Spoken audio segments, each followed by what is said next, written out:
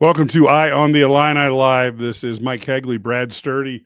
We're doing the Illini Guys NCAA Tournament Selection Bracket Breakdown Show.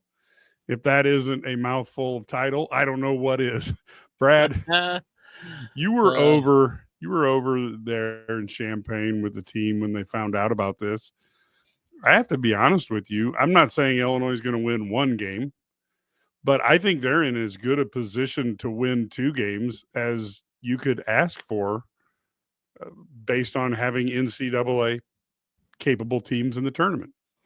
Yeah, I mean, I don't know. Some people are like, oh, it's a tough draw. Well, okay. Well, you're not getting you're a 6 seed, you're getting an 11 seed. You're getting a top 50 team, right? So you're getting a team got an at-large bid. So you're not going to get somebody who just sucks. I don't know what you're looking for, right? I mean, some of these people are like, oh, what a tough draw. I think the name is part of it. I mean, some of it is, it's the name. It's Texas. It's Xavier. It's Sean Miller. And most of those same people have no idea who coaches at Texas. It's Rodney Terry for those looking, but they don't even know. But no, it's just. But I think it's as good a draw as they can get. They get a Kentucky team that's without, one of their best players. This is a great draw. It's in Milwaukee. You're 3 hours from Champaign, slightly over 3 hours. 4 hours from my house, which is most important. So did the tournament selection committee factor that in, Brad? I think they did, and then they go to Indy. So they were like, hey, we don't want Sturdy to have to drive that far, so let's make it really easy on him. And I appreciate them for that. So it's nice of them to do that. So no, but I think it's a good draw. And I think the Illinois coaching staff believes it's a good draw too. Not that they're going to say that, but I think they feel like they have a good chance to win two games. So right. No, I think that's true. And why don't we go through the bracket and give people opportunity to take a look at what we have out there and get your thoughts on it. That's kind of what they're here for. So let's start off. Brad, you see Auburn, number 1 seed. Take us through kind of your thoughts in this bracket. I will tell you, I thought Michigan State got about as good of a bracket as you could possibly get, especially with Iowa State announcing injury issue today. And then I thought that Michigan probably deserved maybe better than a 5. I don't know, since the tournament doesn't count, probably not. Yeah. But what are your thoughts on this bracket? Those are games, right? I mean, they do play those Big Ten tournament games are actual games, right? So quad one games, evidently they don't matter. But no, I think Auburn, their half of the bracket, I think, is not an easy one. So I kind of look at this. Obviously, you look at an Auburn team that has been the top team all year. Most people believe they've been the most consistent, best team all year, and that's why they're the overall number 1 seed. I don't disagree necessarily. They've slipped to 4th in KenPom. They're not number 1 in the net. So just to show you, I don't think anybody cared how they finished. Let me look at this. But so anyway, let's go with that. So this is an Auburn team that draws Louisville, who I think is, or Creighton. Kalkbrenner can be a difference maker in the middle. If she's playing. Louisville's had a really good year. They were great. You look at their ACC record, really good. ACC's weak, I know. They get a Michigan team who was expected to maybe be a 4. They get a Texas A&M team who was one of the teams talking about being a 3. And then even your 12s and 13s are, I thought Yale was going to be a 12, just looking at their resume. And then also UC San Diego is a tough draw for Michigan. So this half of the bracket, I think, is really good. I mean, this is, if I'm looking at a region, when you look at maybe an 8-team bracket here, This is really good. And this is going to be tough for Auburn to get through because they also, you look on that other side. Let's say they get to the Sweet 16, it goes as chalk, and they play either a Michigan team that just won the Big Ten tournament, or they draw a Texas A&M team who just beat them by double figures, a week ago? 10 days ago, 12 days ago, whatever it is, they beat, they lost by 11 at Texas A&M. So this is it's not an easy for the number 1 overall seed. They certainly didn't get any favors. No, not at all. It was very Illinois-like. You start looking at the bottom of that bracket. You got, now this is where it gets interesting. I think Ole Miss was probably one of the weaker sixes when I look at their whole body of work and resume. I think they're old, they're talented, obviously well coached, but it's going to be tough. Iowa State waited till after they did the announcement to let you know that their guy wasn't going to play. They're not dumb. I'm sure that was just when they found out. You got a Marquette team who at times looked like a world beater, and Michigan State, who was the kind of class of the Big Ten this year. So, but I don't look at any of these teams like do any of these teams like strike fear into your heart in this bottom half of the bracket? I think Michigan State's going to go through that like a hot knife through butter. I agree. I think Michigan State's got a great draw. Now, getting to that top side, whoever they play on that side, whether it's they've handled Michigan, but let's say it's Texas A&M, let's say it's Auburn, let's say it's I don't know. I mean, you start looking at that's tougher. That team's going to come through there and have to really grind out a win to get to the Elite Eight. Whoever comes out of that top side, but I think Michigan State's got a great opportunity. You got a weakened Iowa State team as a 3. You got a Marquette team that looked great. Obviously, they have done a good job of limiting star players. Whether it's whoever is Braden Smith or whoever, and so Cam Jones is going to be he's going to be a marked man when they play Michigan State. So this is a fun. I think for Michigan State, this is an opportunity for Tom Izzo to make his run, and then you have to beat somebody from the top bracket, but at the same time, that means you have to win one game. I mean, and any of these games are, 70-30, 60-40. I mean, you always have a shot. Yeah, totally agree. Do you have a favorite? I mean, when you look at that bracket, obviously, we'll have, time that we'll talk about who we think's the best, et cetera. But do you have a team that you think is the odds-on favorite in your eyes? On that bracket? Yep. Out of those 16, I think it's Auburn. Okay. I do. But I think it's gonna be hard. I think Auburn is I think they're better than everybody else, but that doesn't mean you're going to make it, right? Because you still have to get on a hot streak and you got to win 4 in a row. But it's going to be a challenge for sure. Yeah, I just look at Michigan State, expected to be 5th in the Big Ten this year. Clearly won the title, kind of sailed very Purdue-like, I guess, from last year to that Big Ten title. And they've been constantly underestimated by everybody throughout the year. I'm not we'll find out, but I'm not so certain that Auburn can get by them. But certainly Tom Izzo is a coaching, legend. And I think there is some degree of calls that you get when you're a legend because you've been doing it for a long time. No question. I agree. Speaking of it, look at the other bracket. You got some legends there, right? Yeah, I was going to go over to that bracket. Yeah. I mean, there's a legend in his own mind in the top.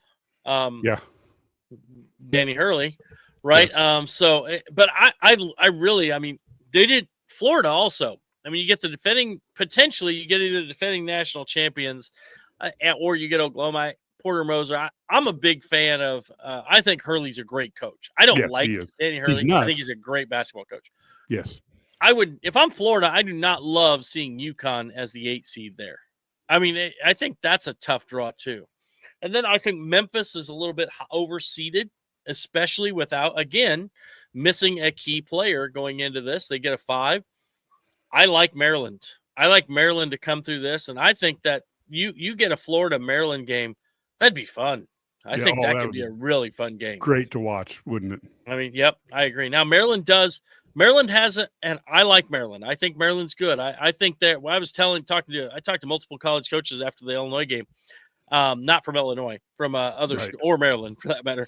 And they were like, they are Final Four good. Like, they're really good. And people are like, you were there. I had a couple coaches text me and say, you were there. Are they really that good? And I said, I tell you what, they were today. So, they're a team that has a lot of different ways they can beat you. I think Derek Queen is he'll bring it in the NCAA tournament. I think he's a dynamic player. I think he's one of the most dominant freshmen in the country. I picked him as freshman of the year in the country, outside of Cooper Flagg. Right.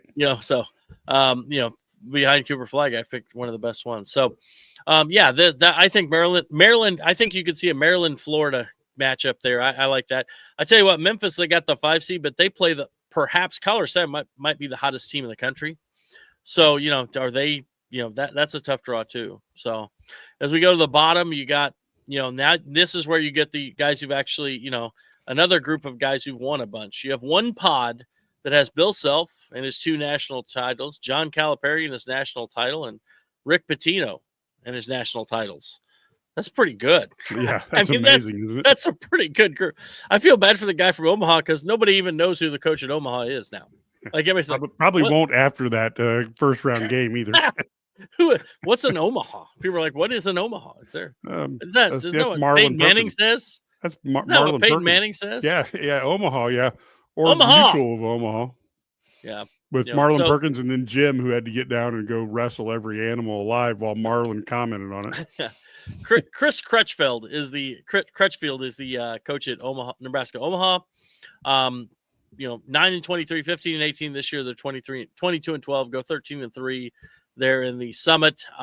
Really good year for them. Congrats on getting there. Your reward is you're going to get a beat down by about 20 points. So maybe.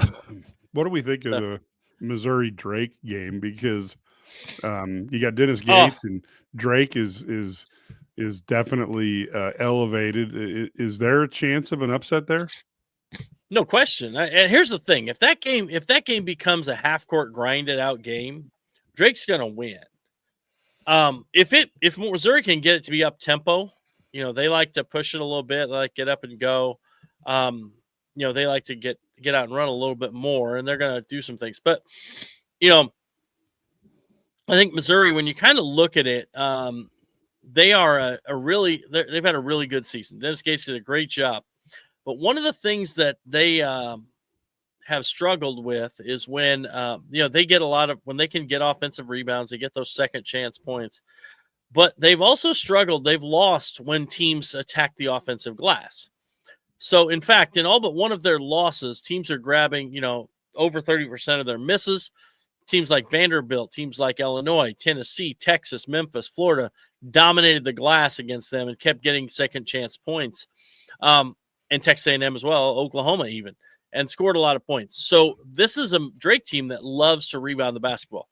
Now, does that rebounding, that dominant offensive rebound, translate against a high major opponent like Missouri, who's 5th in offensive efficiency, in large part because of their, one of their things they do is that they're a good offensive rebounding team. They get to the line, all those things. Drake, on the other hand, is the exact opposite. So this is, they are going to grind it. They're going to also get to the line a lot. So they're going to attack the offensive glass. Drake also forces a ton of turnovers. 22% of possessions are turnovers. Can Missouri handle that kind of the pressure they put on? But they don't put full court pressure. They have a really good idea of how to attack and get that half court pressure. Now, I think this is a really fun matchup, and I think it's contrasting styles.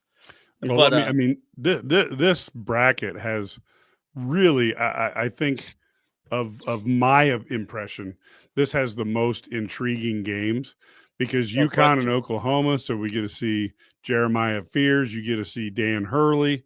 That'll be fun. Missouri Drake looks fun. And then you have Kansas with Bill Self and Arkansas with John Calipari. Those are 3 matchups that have a lot of storylines. And Memphis, Colorado State is a great. Colorado State's the hottest team in the country. Exactly. And, so I mean, this is a great side. And then you got the guys like St. John's in Florida going. Who we don't have any idea who we're gonna play coming out of these games. These other games are kind of 50-50 games. It should be a blast. I mean, this region, the West, and then there's nobody. Okay, I kind of look at this, and also. This is a West Coast, and I know the opening rounds aren't there, but when they do get to the West, how about let's say we get there with chalk. The West is St. John's, and let's say it's Missouri, Maryland, and Florida in the West. I know. What is going on here? Even if it's Texas Tech, that's not really the West, right? I mean, and I think what's that? That's in LA, right? So this is just what a fun that would be a blast to see that kind of be how the West was won. How the West was won by the teams that are 4 hours away in the East. So let's go to the other 2 brackets. Okay. And of course, the Midwest. This one has some affection for Illini fans. Houston up on top there. Tennessee, the 2 seed. Kentucky, the 3 seed. I can kind of see that. Purdue, a 4 seed. Is this a hang? Did the committee think Zach Edey's still on the team? We're talking about this. You and I were talking about this on the phone earlier. Yeah. This is an example. I feel like sometimes teams with the reputation get a little higher seeding. And also it also shows the Big Ten tournament was virtually irrelevant. Yes, Purdue totally. got beat by 4 million by Michigan. Maybe it was 20, but regardless, 18 or 20. And then they get seated behind him. It would have been really easy to flip and make Michigan a 4, Purdue a 5, and change the venue, whatever you do. But at the same, so this is really interesting to me that this happened but I think Purdue gets a High Point team. Alan Huss has done a great job there bringing that out. But I don't think they can beat Purdue. But I think Purdue a little bit overseeded here based on what I've seen. On the other hand, I think Clemson is a team that could probably beat Purdue in the second round, but what a great matchup that would be. And then here's the other sneaky one. By the way, SIU Edwardsville, congrats on getting there. Hopefully you can score 20 against this Houston defense. Man, it's hard. They guard so well. Man, they get after it. But yeah, so that's going to be a tough one. They're number 2 defensive efficiency team in the country. But anyway, so that means you meant Houston, not SIU Edwardsville. Yeah, I meant Houston. Yes, poor SIU Edwardsville. But how about this Gonzaga team? So Gonzaga you remember when Illinois had to play Loyola in the second round as a 1 seed? Yes. And everybody's like, well, they're not. They're Loyola. They're like an 8. They're just Loyola. Well, they were 8th on KenPom. Gonzaga is 9th on KenPom right now. The number 9 offensive rating, number 29 defensive rating. And yes, that includes schedule strength. So they are 341st in luck. Gonzaga is based on KenPom, based on how it works out. I mean, they've got some, their losses are to, West Virginia, Kentucky, Connecticut, UCLA. They've lost to some St. Mary's a couple times. And of course they beat St. Mary's to win the West Coast Conference tournament. So Gonzaga is a tough second round matchup because they're a team that's been to the Sweet 16 like 400 years in a row or something like that. It's like, I mean, what is it? Is it 8 years in a row? 1, 2, 3. No, maybe not that many. I guess they only made the second round though. 4, 5 out of the last 6 tournaments they've been in the Sweet 16. 6, 7 Sweet 16s in the last 9 years or something like that. I mean, and they were a 1 seed when COVID happened. So this is a team that is really consistently been there year in and year out. They're good again this year. They're just not quite at that level. But man, as an 8 seed, and I know that they don't have maybe the wins, that you think they need to get higher. But I'm telling you, this team is quality. They are a quality team. They have size. They have some power. They have the ability to have a guard and Nembhard who can go. They've got some shooters, but they've got the interior guys, whether it's Braden Huff or Graham Ike, they've got some guys who can play inside. Ben Gregg, a lot of guys who fit this mold. This is a team that can really match up well with about anybody. And they are, Houston, they're one of the few teams that won't be intimidated to play Houston. So this is a great second round. How about those 4 teams? If you have Clemson, Purdue, Clemson's one of the few teams to be able to compete with Duke this year, head to head. Purdue, who, Matt Painter's, I think, really good. And then you have Houston and Gonzaga. That is an elite grouping there in the second round. Can't wait to see that.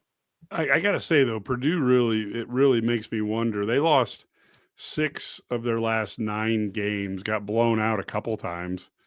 And at one point, this team was 19-5, end up 22-11. And I just, obviously Matt Painter gets a boatload of respect for what he's done the last 4 or 5 years, not at all taking anything away because they've been the best team in the Big Ten, just about any metric you want to take over that time period. But man, I don't think this team deserves that. Now, we had somebody in our earlier podcast today who claimed High Point essentially has 2 starting fives, and he thinks they're going to wear down Purdue. I thought that was interesting because I don't think I've ever heard of a 13 seed wearing down a 4 seed. But I mean, it could happen. Matt Painter did lose as a 1 seed. Yeah. Right. Yeah. So it can happen for sure. I don't know. I think they'll get there. I think Purdue is a little overseeded, but this is new for High Point, so it'll be interesting. Yes. The bottom half obviously has a lot more interest for Illini fans, right? Yes. Illinois gets the winner of Texas and Xavier. This is an intriguing deal. These two teams, Texas and Xavier, are they're different. I'm not saying they're the same team, but they are similar in their profiles. When you kind of look at that. On KenPom, Xavier is 43rd. Texas is 44th. Neither team is an elite offensive or defensive team. Xavier is 52nd. Texas is 37th on offense. Xavier is 44th on defense. Texas is 57th on defense. Xavier likes to play just a slight bit faster than Texas, but neither one likes to just get out and go. Neither one of them plays real slow. These are very these are quality teams. There's no question. They are both teams that are capable of beating people. Texas has wins over Kentucky and Missouri and Texas A&M this year, and Oklahoma as well, and Mississippi State from the field, and Texas A&M again. So they've had some good things. Trey Johnson's a really good player for Texas, the freshman. They've got name Arthur Kaluma's like 35 years old or something now.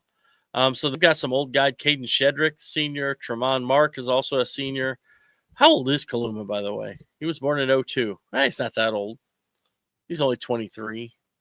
That's not that old in today's college basketball. It seems like he's been around forever. He's played for so many teams, but yeah. So Texas is a good team. Now the weird part about this, I think that Xavier is probably slightly favored. One, because they're in Dayton, and they're obviously Xavier's from Cincinnati. Xavier's played a lot of close games against good teams, St. John's, for example, Marquette. But this is I don't know. Neither one of these teams blow me away. Ryan Conwell, obviously, really good player for Xavier, 42% 3-point shooter. This is a kid that was at Indiana State last year from Indy. If you remember, he really helped Indiana State last year. He's a really good shooter of the basketball. He's a really good player. So that's tough. And Zach Fremantle, some names that you've probably heard before. They're old. But here's the other thing. You got an older team, whether it's, Marcus Foster, Ryan Conwell, Zach Fremantle, Davian McKnight, etc. They're old, right? Jerome Hunter, Dante Maddox too. But they're an 11 seed, even though they were in a weak, Big East, and they're still an 11 seed. And they lost they were 21-11 again in a fairly weak conference. This is a kind of game that you although you may not want, you may think it's tough. I think it's still a game that you should win. Now, the one thing about Xavier, they are also not a very good offensive rebounding team. I feel like if Illinois or defensive rebounding team, Illinois will get a ton of rebounds if they're playing Xavier.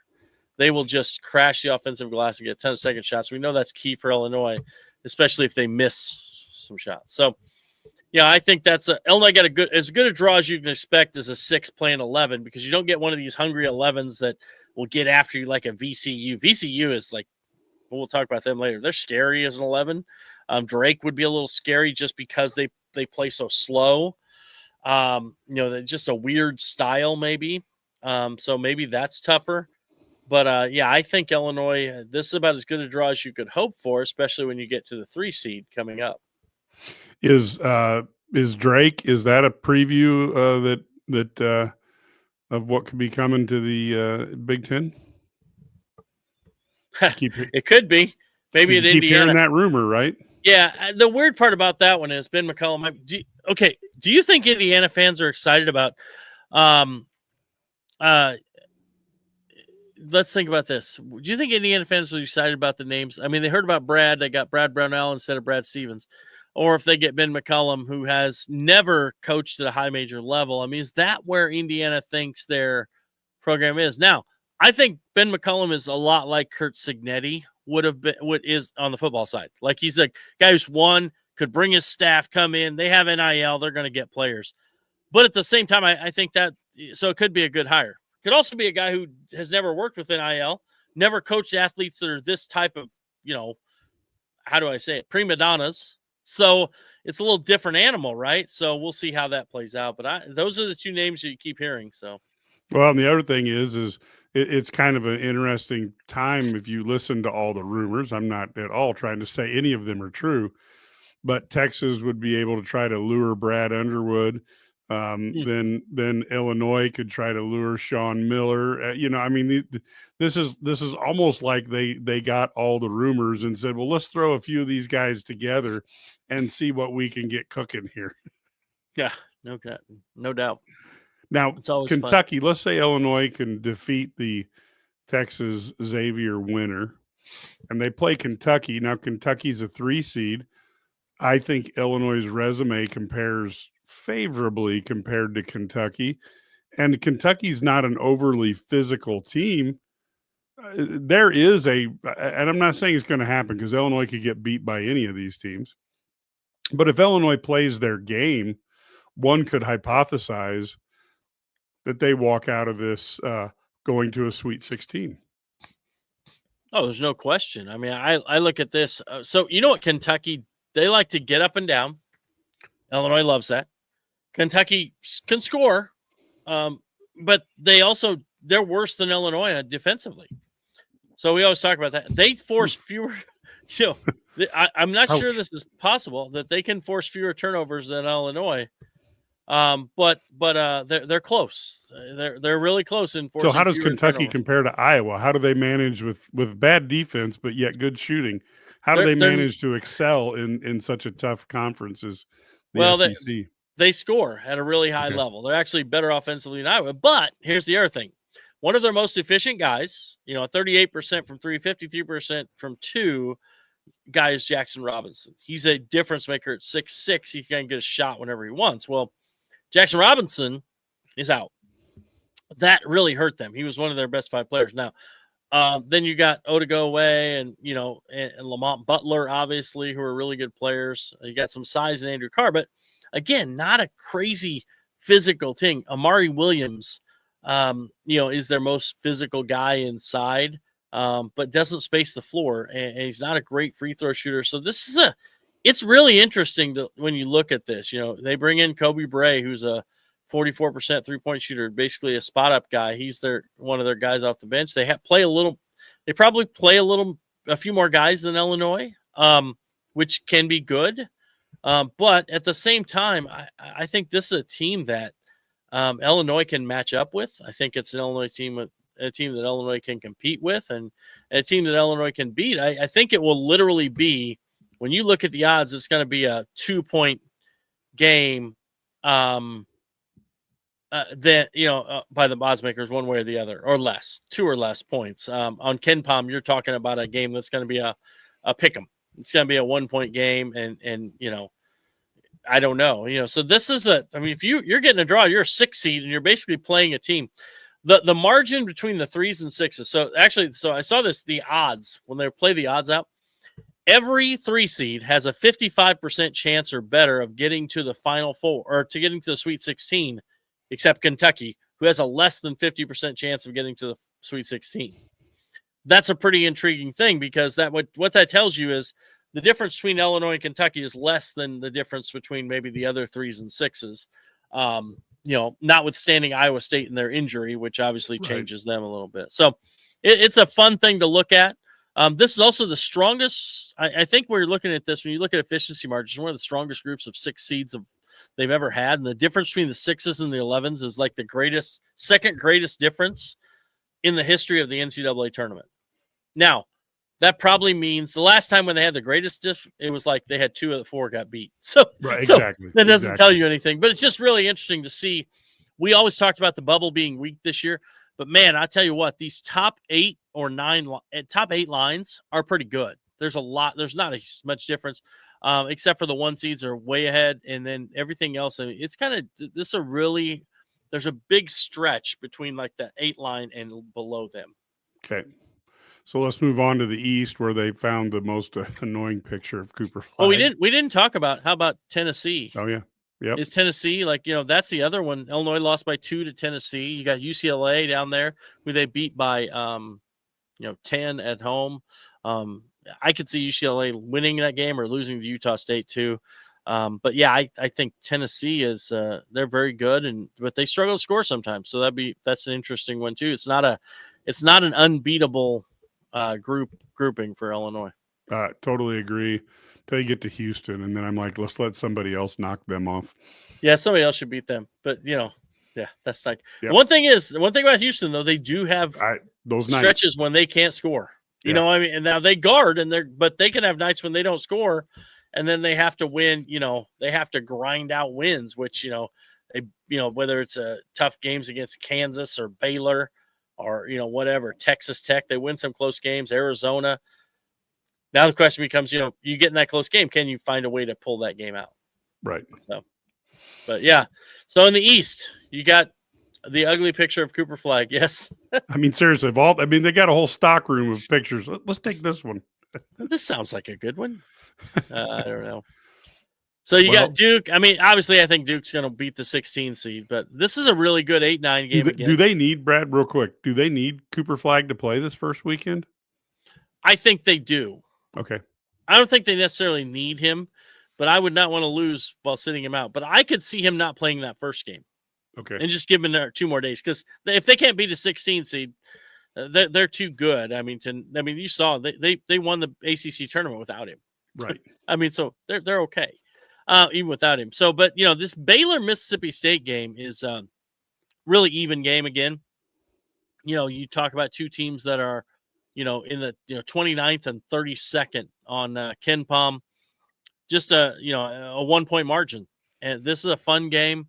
You got two teams that will, that can really score or defend. I mean, they're pretty good when it comes to offense. Both struggle a little bit on defense, so that's why I think you get a 70. We'll get up in the 70s. That's such a better game than these 55 games. You know what I mean? Like 50 to 54 or whatever. So I think it'll be fun. Be interesting to see this game. 2 different. This is kind of Big 12 against the SEC, and we'll see how this plays out. Baylor, obviously, Scott Drew is one of the few guys in college basketball who's won a national title. And you got, Chris Jans, who's, really a name that everybody talks about now as being one of the best coaches in college basketball. So you go down. How is Oregon at 5 seed? What did they do that made them better than Illinois at the 6 seed? Just out of curiosity. That was a question that came up quite often during the actual live selection show. Well, they lost Illinois by 1,000. Exactly. Evidently, that's what you need to do. You need to lose to them by 1,000. No, Oregon had those early, the analytics don't love Oregon as much, the net or the Ken Palm. But, you kind of look at that. They beat Texas A&M. The win over Alabama has really carried weight for them all year long. Yep. They got a win over Maryland, win over Wisconsin. So they've beaten some high-level teams. But I don't know. I think they're a bit overrated. I think they're a team that's solid. I think they're seeded probably – honestly, I feel like they're more of an 8 seed than a 5 seed. But that's home not where lost they were in Nebraska's. Yeah, home lost in Nebraska's and on the road at Minnesota. Yeesh. Yeah, no, I agree. Liberty's an up-and-coming team. I think Oregon will win this game, but I mean, this is not an easy one. But the other part about this too, and so let's say you're the 5 here.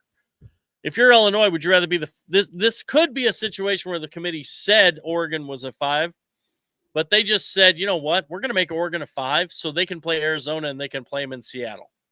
Yeah. You know what I mean? And I'm not saying they did or didn't do that, but that would make more sense to me than than having them as a 5. Right. That's just my opinion. They do have a lot of quad. That makes sense. Yeah. That makes sense. So you have a true regional here. Bring out those teams, and you have Oregon, Arizona, and the winner gets to go to the Sweet 16 back in the East. Yeah. so yeah, good times. There could be some frequent flyer miles going on here for these teams, but Arizona's playing well. I think Tommy Lloyd's done a really good job this year of getting this team to play better down the stretch. So I like Oregon and Duke to come out of this region to play each other in the Sweet 16. I agree with you there. And then down below, I thought Wisconsin got a decent opportunity there. Now, again, somebody claimed that Montana was primed to give Wisconsin a lot of trouble. I would certainly welcome that, but I'm not certain that I see that.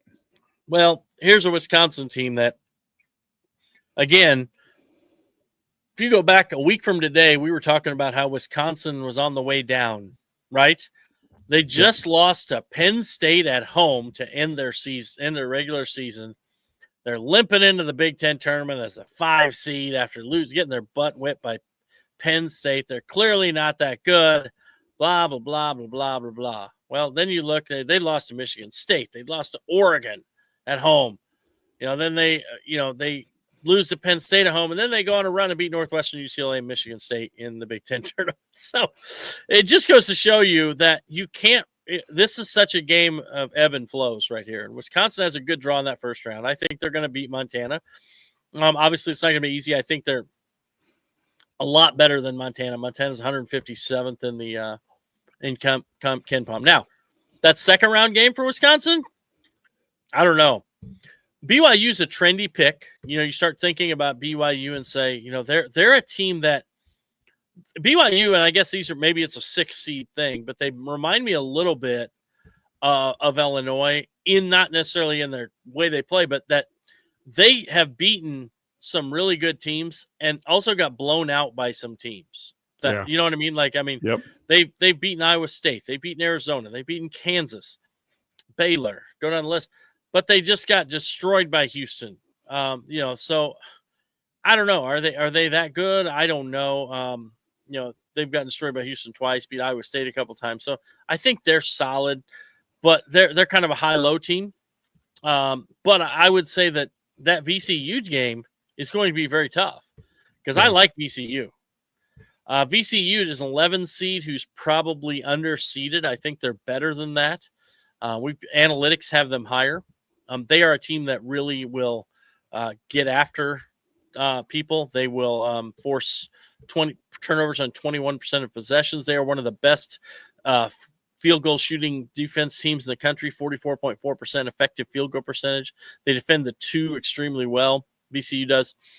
They're a really good defense, and they're going to get after you. They've got some, whether it's, they got 6'10", 6'10", 6'5", 6'7", whatever, or 6'5", 6'4".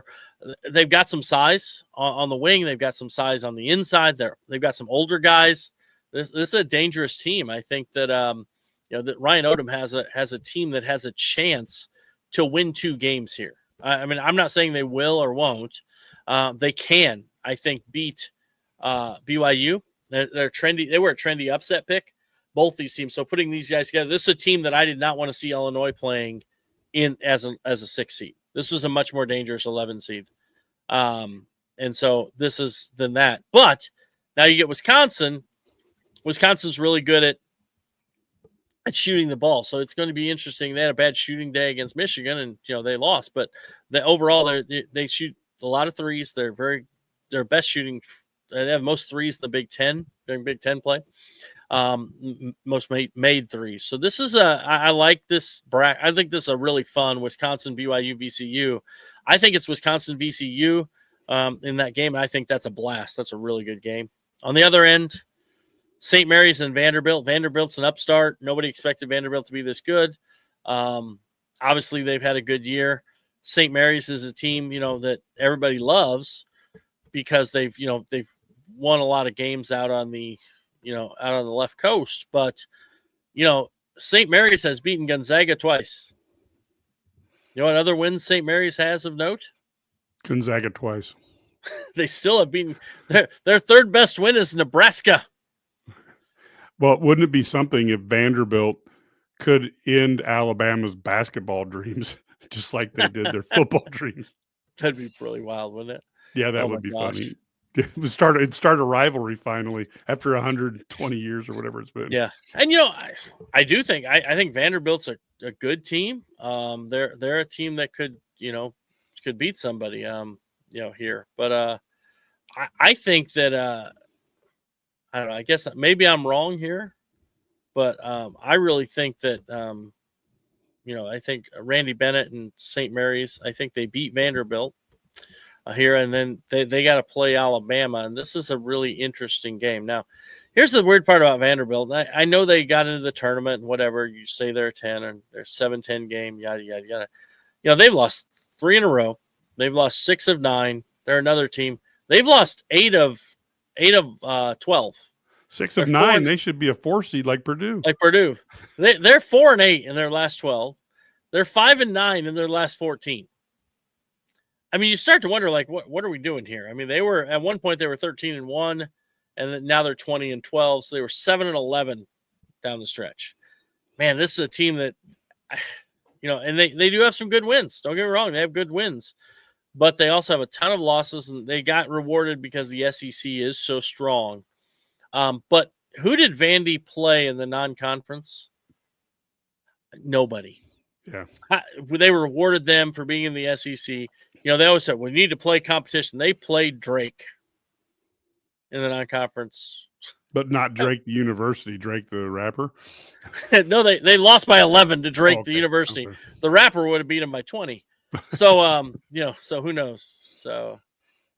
It's pretty wild. So I don't know. I guess they're battle tested, but I think St. Mary's has been consistently better. But we know Vanderbilt can beat some really good teams, so we'll see how that plays out. But I think Alabama comes through there and gets that round, and then I like either VCU or Wisconsin. I haven't gotten to that far, broke that down yet. But man, Alabama's a really good offensive team. They are the best, maybe the most fun offensive team to watch play. And they score, and they're going to be fun to see what they do in the tournament if their defense can hold up when they get to a team, like Wisconsin who's so efficient, or where they get to a team like who can guard them a little bit like VCU, or when they get to Duke, because that's a really tough matchup for them, because I think Duke really guards, and they're going to put the clamps on them, and I think Duke can also really score the basketball. I think where the Big Ten teams, in my opinion, fall short, if you look at Big Ten versus SECs, I just think SEC has better guards overall. I think they're more athletic. Exactly. Right? Just more athletic guys. Big Ten's got some guys. Shots and everything. Yeah, there's no easy way to get a shot off. There's always a contested.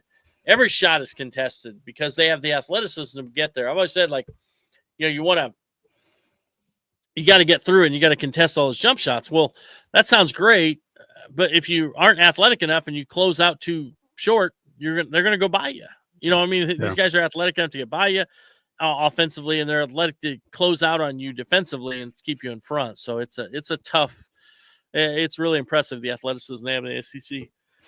So we got one statement here: Indiana fans are delusional. Well, I guess we found out that when you talk about blue bloods, North Carolina is still a blue blood because they didn't deserve to be in the tournament.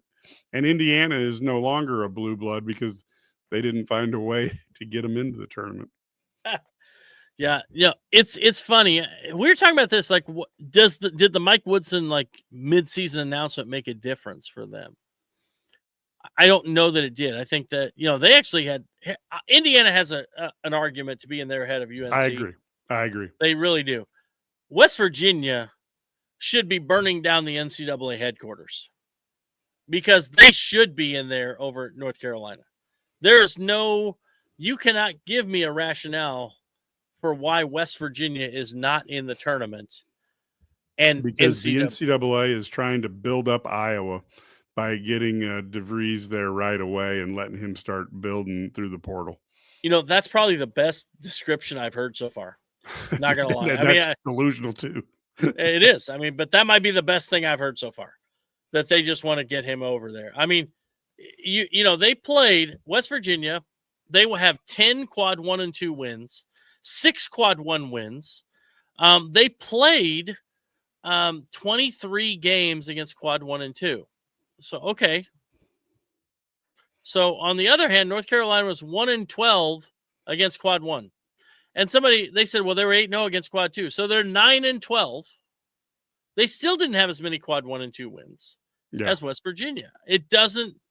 There's no argument that I can see that really makes sense here. North Carolina had what? Road neutral wins. What'd they have this year? They had, they were, you can't get any good wins out of the ACC if you don't beat Duke. I mean, that's just... And they also had, I look at this, West Virginia's 9-0 against quad 3 and 4. North Carolina's 13-1 against quads 3 and 4. I mean, they lost to a quad 3 and 4. 13 of their wins are quad 3 and 4. I just don't. It didn't make any sense to put them in. It really didn't. In fact, Indiana and probably Boise State, even they were 8-7 or 8-8 against quad 1 and 2, but they had a quad 4 loss. So I'm saying, okay, well, a quad 4 and a quad 3 loss, that's fine. Ohio State, you know how many quad 3 and 4 losses they had? None. 8-0. But they were 9-15 against quad 1 and 2. They played 24 quad 1 and 2 games. And, Ohio State could have been a team that I could have seen in over North Carolina. Yeah, I don't think they deserve to be in there. I think they should have been in there. I think it's wrong. And it's disappointing to me that the committee made that decision. But it goes to show when your AD is the chairman of the committee, you have a much better chance of making the tournament from the bubble than if they are not. Yeah, ain't that the truth?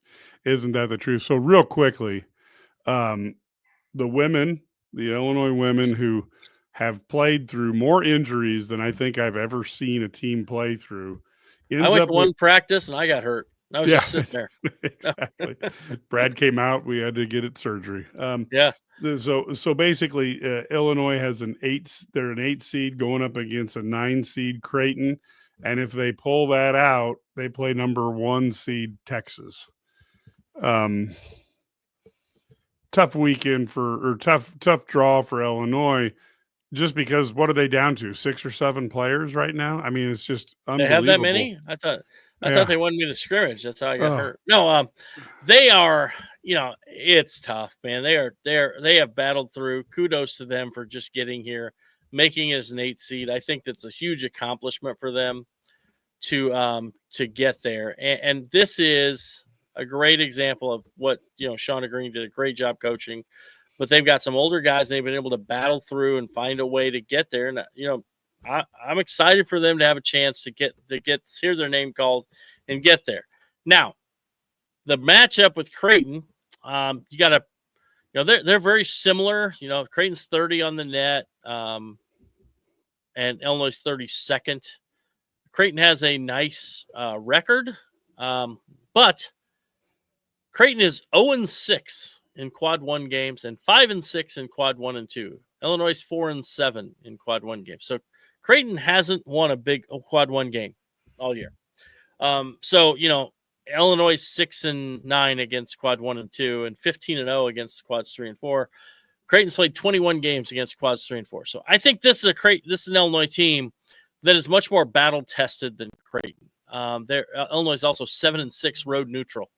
So very impressive what they're able to do. They've been able to compete. So I like that. I think this is a matchup Illinois can win. I'm not saying they're going to win this game, but this is a game they can win, even with their depleted bench.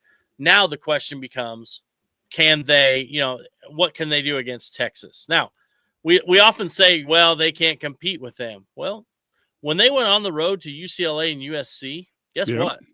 They competed with both those teams. They did not win, but they competed. Now, if you throw in a Texas team that is 31-3 and a 1 seed, and you talk about a team that has pressure at home, that's tough. I mean, so you can hang around. You can hang around a little bit and just see what happens. Now, do I expect them to beat Texas? No.